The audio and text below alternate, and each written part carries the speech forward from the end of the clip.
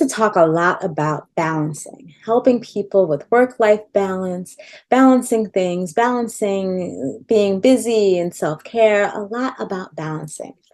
But recently, and I'm not quite sure, I think it might have been in one of my devotionals, I came across a better concept, a better way of thinking about it, a better way of holding on to this mindset.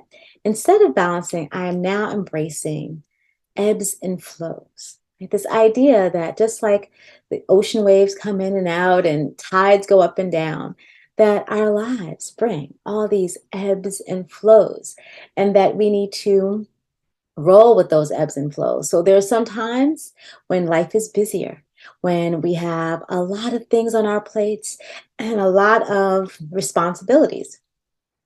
At those times, then our self care flow has to be a little different. So instead of an hour walk, you might take a 10-minute walk, but you're still getting a walk in.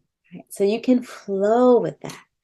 And then there are times like for me, as a parent of a teenager in high school, this is summertime. I am so excited. I've had to take my little one, not so little anymore, as a freshman in high school, to school every morning by about 7 o'clock for this amazing acting program, right? So it's an amazing program, wonderful opportunity. That's all wonderful. However, it's required me to give up my morning 6 to 7 o'clock spiritual time.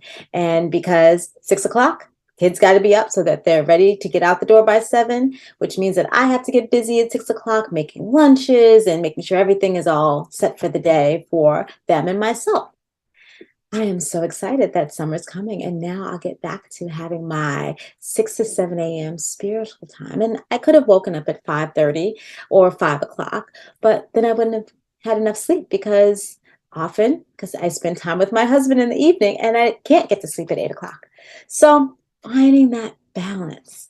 Oh, not balance, ebbs and flows, and going with the rhythms of your life, but understanding that ebbs and flows don't mean that the things that are really important have to stop.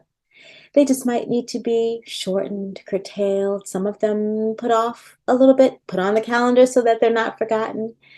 So think about that. Think about whether this idea of ebbs and flows helps you better accept the way your life rolls instead of thinking that balancing, for some people, this concept of balancing can seem so static. Even though in my head, balancing was always an active experience, I think ebbs and flows captures it better.